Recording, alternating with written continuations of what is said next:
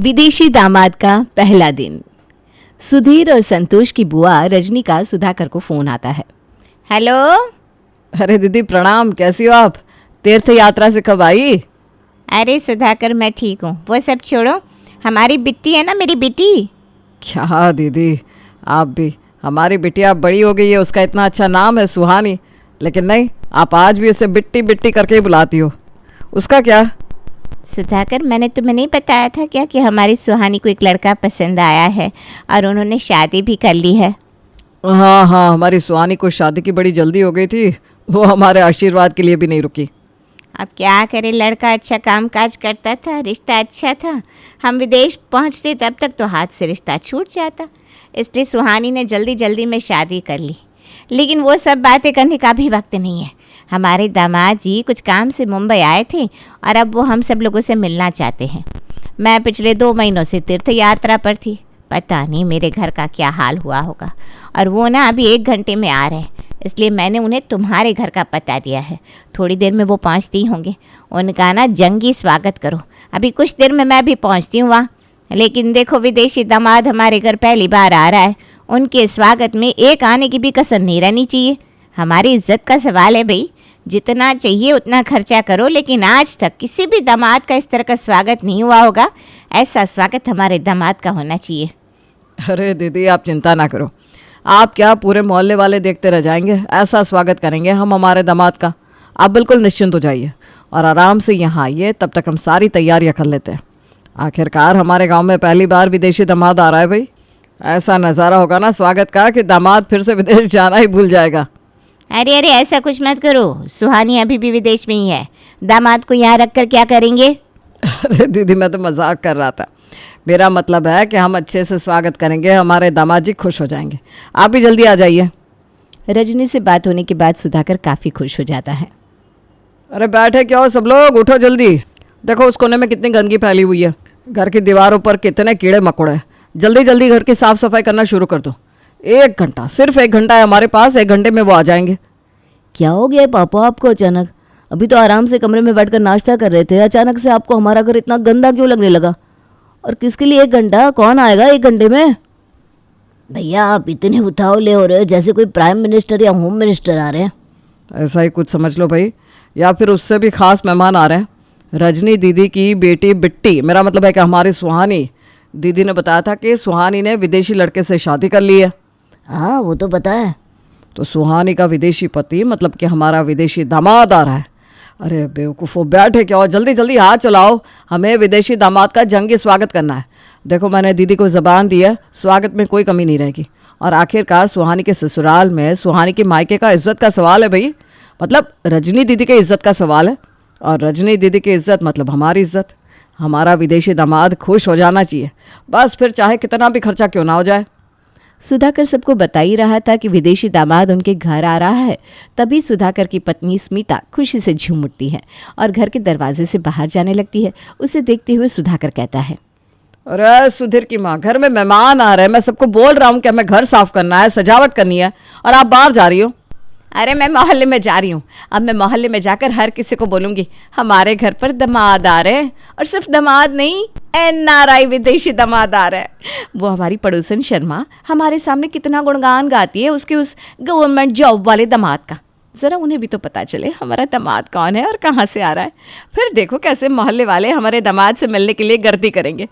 उतनी ही हमें मोहल्ले वालों की मदद मिल जाएगी 1 घंटे में घर साफ सुथरा करने में। ठीक है जाओ, लेकिन जल्दी से वापस आना, नहीं तो मोहल्ले वालों को मदद के लिए बुलाने के चक्कर में तुम खुद हमें मदद करना भूल जाओगी। स्मिता मोहल्ले के लोगों को इकट्ठा करने चली जाती है। इधर सुधाकर हर किसी को काम सौंपने लगता है। मुझे तो समझ में नहीं आ रहा हम शुरुआत कहाँ से करें। इतना बड़ा घर है हमारा, कई दिन हो गए हमने सफाई नहीं की, पता नहीं 1 घंटे में क्या और कैसे होगा।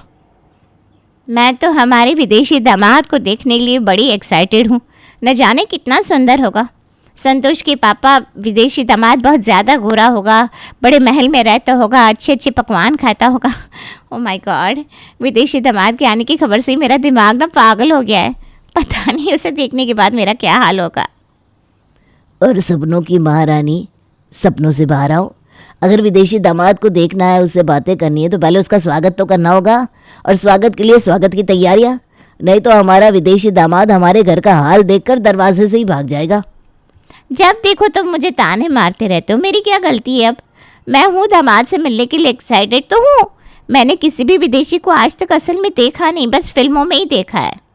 तुम तो ऐसे कह रही हो जैसा हमारा रोज का उठना बैठना होता है ना विदेशी लोगों के साथ। तुम दोनों को कुछ अक्ल है कि नहीं? ना वक्त देखते हो ना जगह, जब देखो तब बस झगड़ा ही करते रहते हो। मैं कहा राधिका मुझसे झगड़ा करती है। देखो भाई साहब, उल्टा चोर कोतवाल को डांटे। तुम चोर किसे कह रही हो मुझे? अरे चुप हो जाओ तुम दोनों, ये बक बक बंद करो। मनोहर, तुम गेस्ट रूम का देखो। अगर हमारे दामाद जी आराम करना चाहे तो गेस्ट रूम साफ सुथरा होना चाहिए। उस रूम के पर्दे चादरें सब कुछ बदल दो, और हाँ, साथ में पूरे घर के पर्दे बदल दो। राधिका, तुम पूरे घर में झाड़ू पोछा लगाओ। सुधीर, तुम हमारा आंगन साफ करो। संतोष, तुम घर में जो मकड़ी के जाले लगे हैं ना वो सब साफ करो। और सुधीर, तुम्हारी माँ कहाँ है? ये औरत बिना जहाँ जाए वहाँ गप्पे लड़ाने बैठ जाती है। सिर्फ 1 घंटा है और 1000 काम है। सुधीर, तुम वो सब छोड़ो, जाकर पहले अपनी माँ को बुलाओ। पता नहीं विदेशी दामाद के स्वागत की तैयारियां हम 1 घंटे में कर भी पाएंगे कि नहीं। भाई साहब आप शांति रखिए, हम सब मिलकर सारे काम कर लेंगे। मैं क्या कहता हूँ, पहले कुछ ठंडा मंगवाए। अरे हाँ, मैं तो भूल ही गया। पता नहीं दामाद जी को क्या क्या पसंद होगा। अब पहले घर साफ कर लेते हैं, बाद में होटल में जितनी सारी चीज़ें हैं ना वो सब मंगवा लेते हैं। मैं रजनी दीदी से जल्दी जल्दी में पूछना ही भूल गया कि विदेशी दामाद को क्या पसंद है। भाई साहब ठंडा दामाद की पसंद का क्यों मंगवाना है? मैंने तो ठंडा हमारे लिए मंगवाने के लिए कहा है ताकि काम करने में जोश आ जाए। अरे मनोहर, यहाँ मुझे समझ में नहीं आ रहा कि विदेशी दामाद को क्या पसंद आएगा और तुम्हें ठंडे की पड़ी है। जब देखो तब खाने के बारे में सोचते रहते हो। मुंह बंद करो और जल्दी जल्दी हाथ चलाओ। सब लोग घर साफ करने लगते हैं। देखते ही देखते मोहल्ले वाले भी इनके घर में जमा हो जाते हैं। हर कोई विदेशी दामाद को देखने के लिए उतावला हो रहा था। विदेशी दामाद के आने की खबर अब चारों तरफ फैल गई थी। घर में भीड़ बढ़ गई थी। हर कोई विदेशी दामाद के स्वागत की तैयारियां कर रहा था। कोई घर साफ कर रहा था, कोई पोछा लगा रहा था, कोई मकड़ी के जाले निकाल रहा था, तो कोई पर्दे बदल रहा था। अब घर वालों के साथ साथ मोहल्ले वाले भी घर की साफ सफाई करने लग जाते हैं। देखते ही देखते पूरा घर साफ हो जाता है। घर साफ होने के बाद मनोहर सुधाकर से कहता है, भाई साहब अब हमारा घर बिल्कुल रेडी है। देखो कितना चमक रहा है हमारा घर। हमारा विदेशी दामाद घर देखकर एकदम खुश हो जाएगा। सिर्फ घर साफ करने से काम नहीं चलेगा, मंडप वाले को बुलाओ, मंडप वाले को। आखिरकार रजनी दीदी की इज्जत का सवाल है। हमारा विदेशी दामाद हमारे घर में पहली बार आ रहा है, खुशी का मौका है तो मंडप तो ज़रूरी है भाई। अरे स्वागत के लिए सिर्फ घर साफ करने या मंडप लगाने से काम नहीं चलता, डेकोरेशन भी तो चाहिए।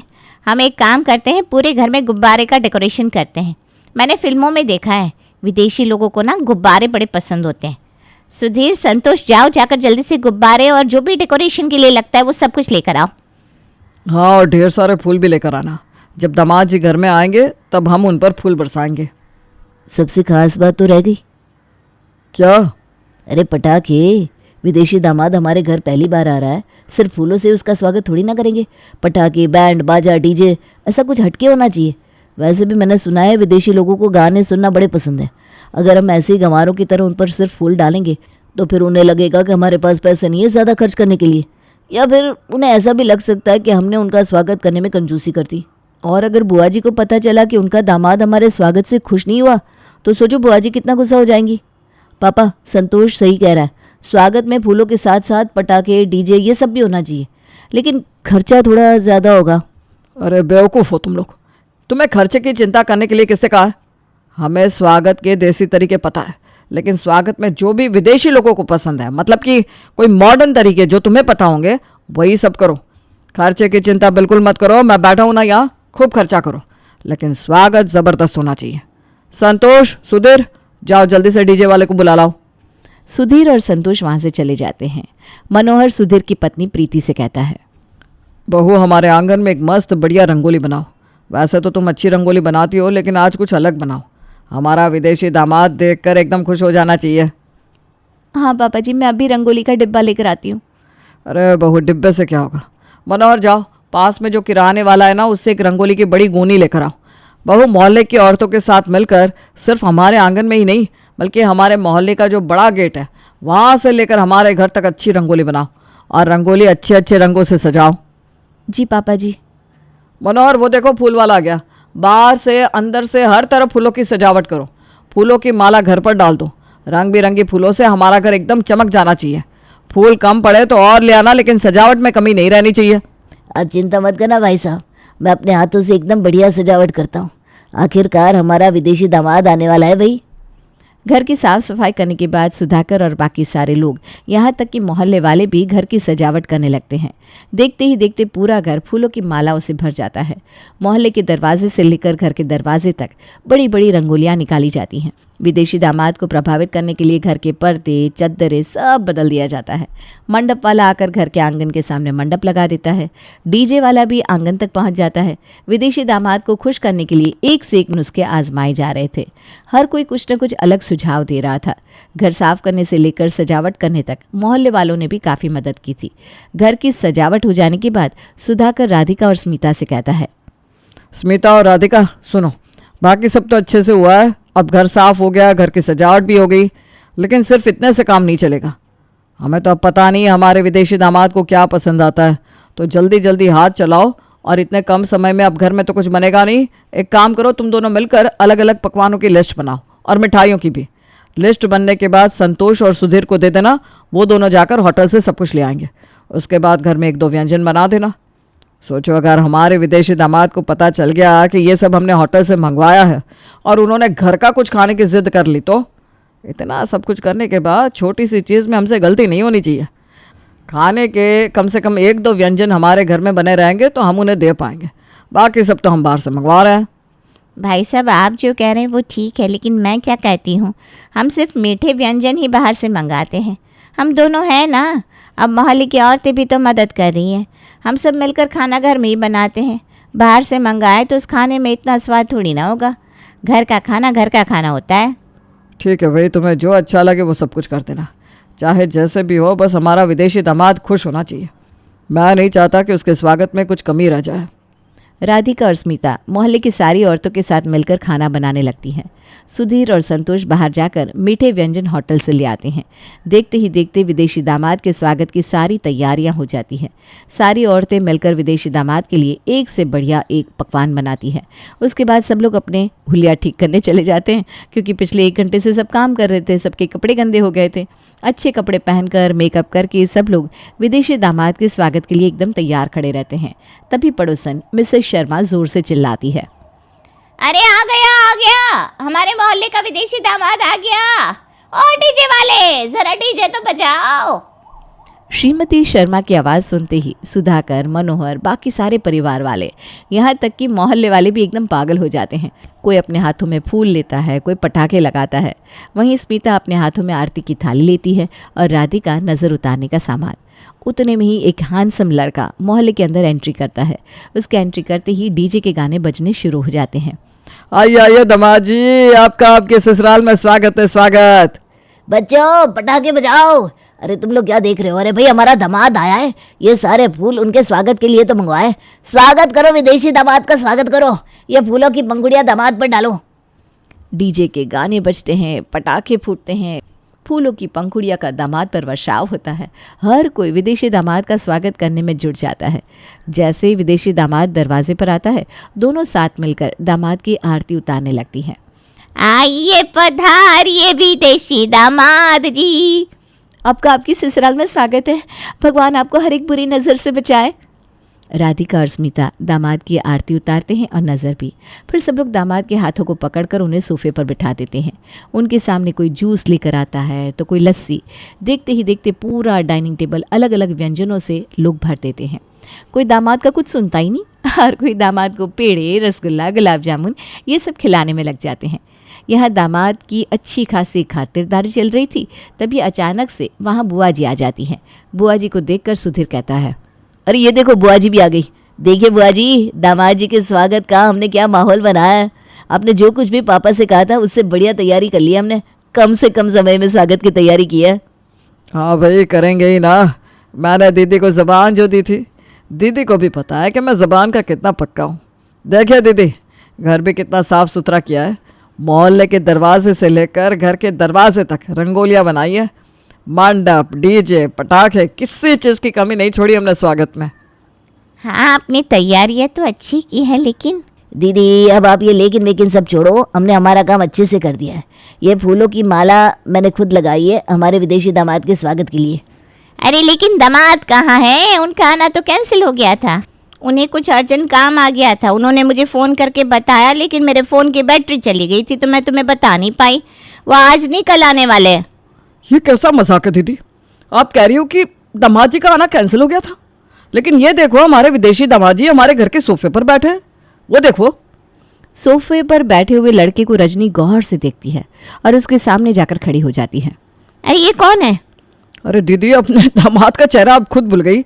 यही तो है हमारे विदेशी दामाद जी। नहीं नहीं, ये हमारे विदेशी दामाद जी नहीं, ये तो कोई और है। ये दामाद जी नहीं है तो फिर कौन है? अरे मैं रवि, टीवी रिपेयरिंग वाला। कल मुझे यहाँ से फ़ोन आया था कि आपका टीवी खराब हो गया है, वही देखने आया हूँ।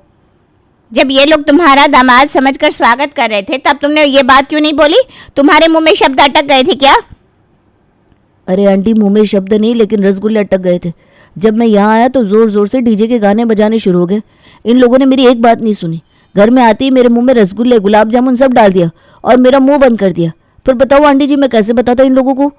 हे भगवान, ये लड़का हमारा दामाद नहीं है तो फिर इस विदेशी दामाद को खुश करने के चक्कर में की हुई हमारी सारी मेहनत पानी में चली गई। और मेरा विदेशी दामाद से मिलने का सपना भी चूर चूर हो गया। अरे ऐसे कैसे सपना चूर हो गया? हमारे विदेशी दामाद जी आ तो रहे ना कल, और ये बात पक्की है। मतलब कल फिर से तैयारियां करनी होगी उनके स्वागत की। हाँ, ये भी कोई पूछने की बात है क्या? सुधाकर अपने सर पर हाथ मार लेता है और बाकी सारे लोग हंसने लगते हैं।